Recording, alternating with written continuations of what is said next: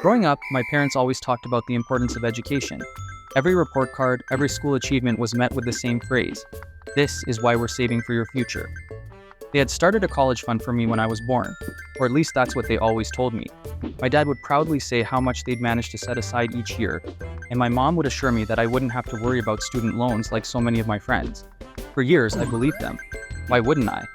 It wasn't until my senior year of high school that cracks started to form. The first sign was small. My parents stopped mentioning the fund entirely, even as I got acceptance letters from several universities.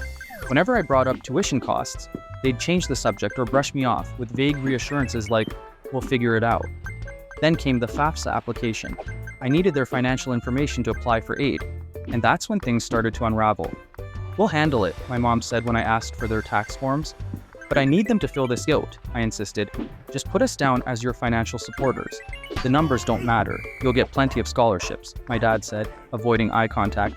Something felt off, but I didn't push. The real blow came during a college tour.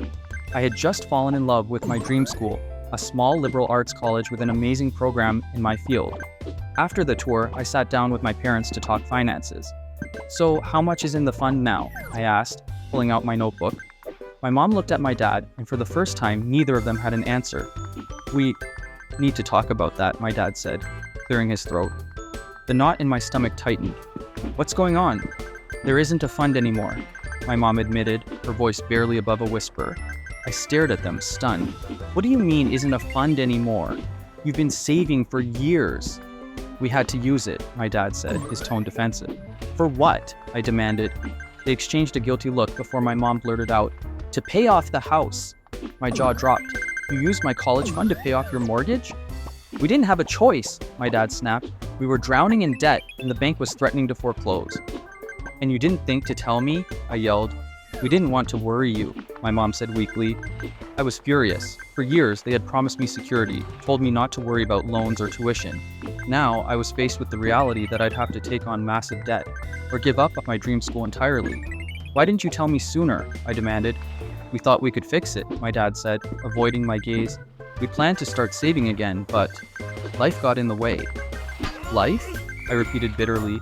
"You mean like the vacations you took, or the new car you bought last year?" "It wasn't like that," my mom insisted. "We thought we'd have time to rebuild it." The rest of senior year was a blur of anger, disappointment, and scrambling to find scholarships and financial aid. I ended up at a state school, not my dream, but affordable with the loans I could manage. My relationship with my parents changed forever. I still loved them, but the trust was gone. Every time they tried to justify their actions, it felt like another slap in the face. "We did it for the family,"